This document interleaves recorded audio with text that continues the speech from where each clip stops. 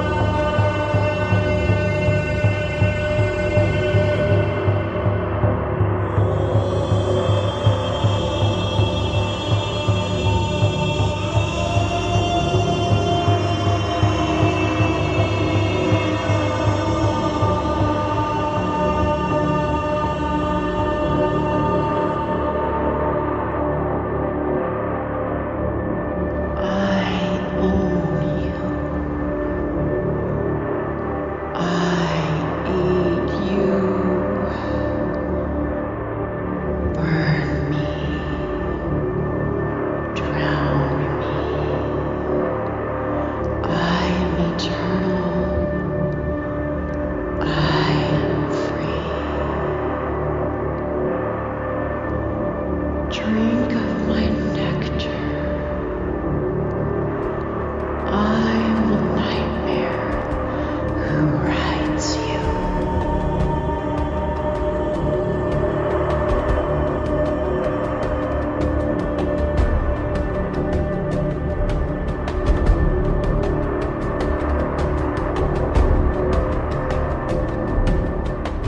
We are nothing.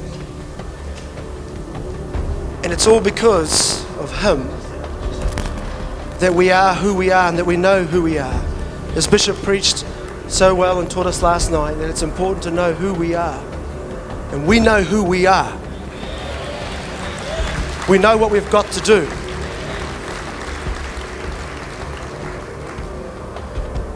I predict in the next 5 years, by the time we hit our 10th anniversary, and I don't say this lightly, but we will be ruling the nation.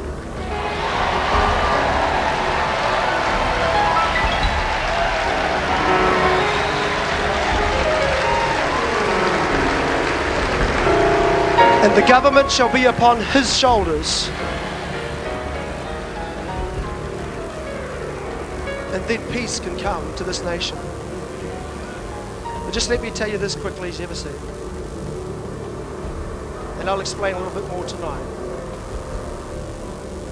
But I feel very strongly in my heart that the word of the Lord came to me very strong and stronger over this weekend.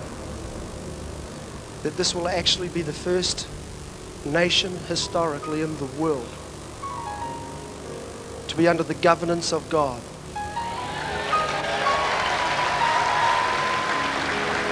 I mean true governance, true kingdom authority expressed through the people of God and through our political orders.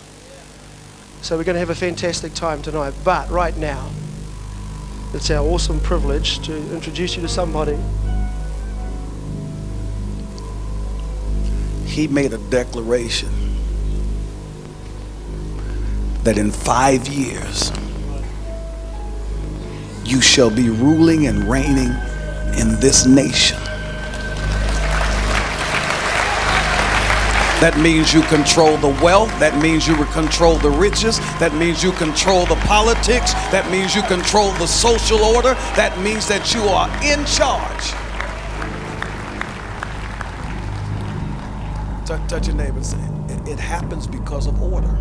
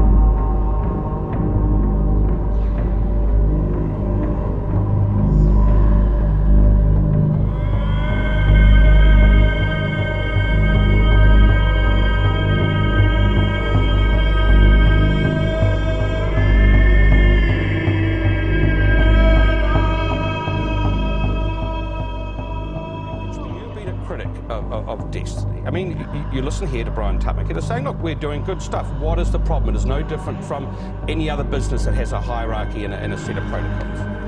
Well, we deal with cults all the time, and within this document here, we see codified the very mechanisms by which cults go askew. For example, Heaven's Gate, Applewhite, had people subjugated to him, and what happened was, as the leader goes strange, if he's the only point of reference, then all the people go strange. So, for example, Applewhite came to the idea that perhaps it was a good idea to commit suicide, to go to a comet, a spaceship behind a comet, and because he was the only point of reference that all his people looked up to, they also committed suicide. So the pattern is the risk. It's also it's the isolation. It is the fact that Brian claims, or at least seems to claim, to be the mouthpiece of God. even though we know that's not true because his prophecy has failed.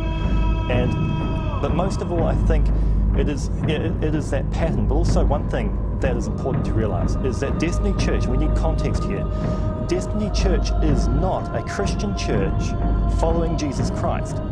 It is a church following a man by the name of Brian Tamaki, who claims to be the mouthpiece of God. And frankly, I mean... Are you saying they're not Christians? No, I'm saying what's happened, and I'm not talking about the people, I'm talking about the organisation and how their culture and everything. And Brian has seen diagrams in their teachings and documents and so on where Brian is at the top, God speaks to Brian, Brian speaks to everyone else. It's because they believe in a erroneous Is that any different for Catholics saying the Pope is the conduit to God? Sure, put it back 300-400 years and we're starting to get how it is now. The Catholics are very different now. But do you believe Brian Tamaki is a dangerous man? Personally, I've met him a couple of times and he seems fine. However, what I'm saying is that this need that he has for adoration, you know, all of these guys.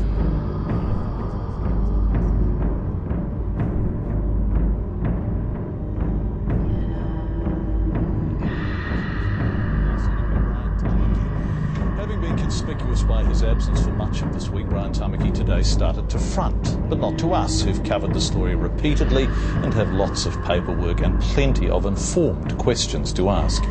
Instead, he spoke to our competitors at TVNZ and to a program that hasn't covered Destiny Church at all this year. And he spoke to his supporter, Willie Jackson, on Radio Live, where we were described as mongrels. Woof. Still, reluctant to take no for an answer, we went in search of Brian Tamaki.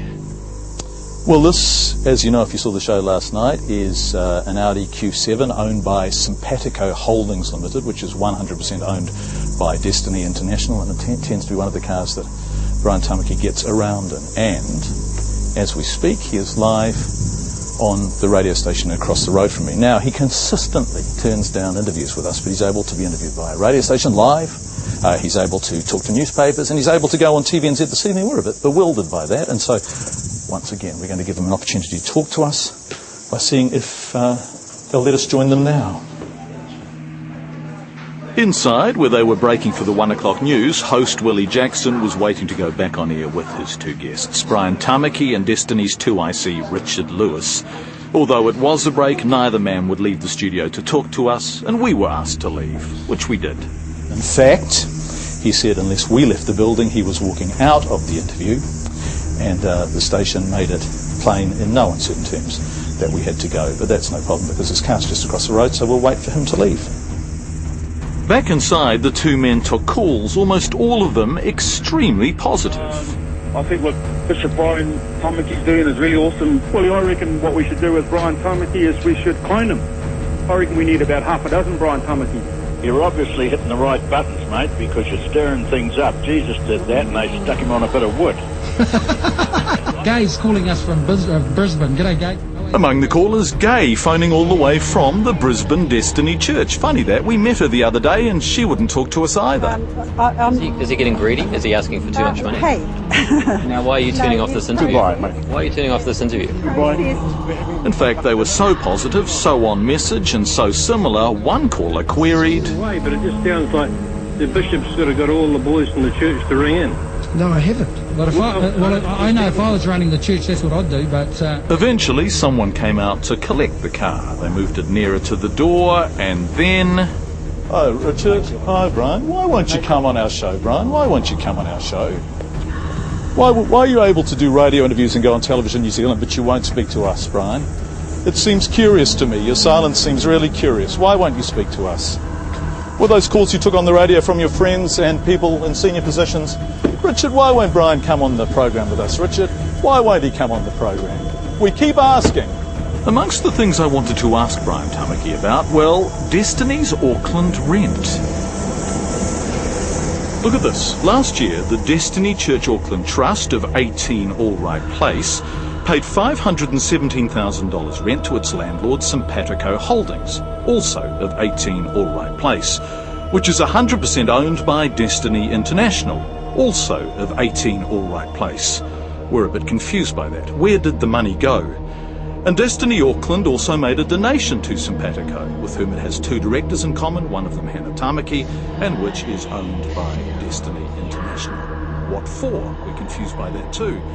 But as you've seen, the answers drove off in the black Audi down Arthur Street.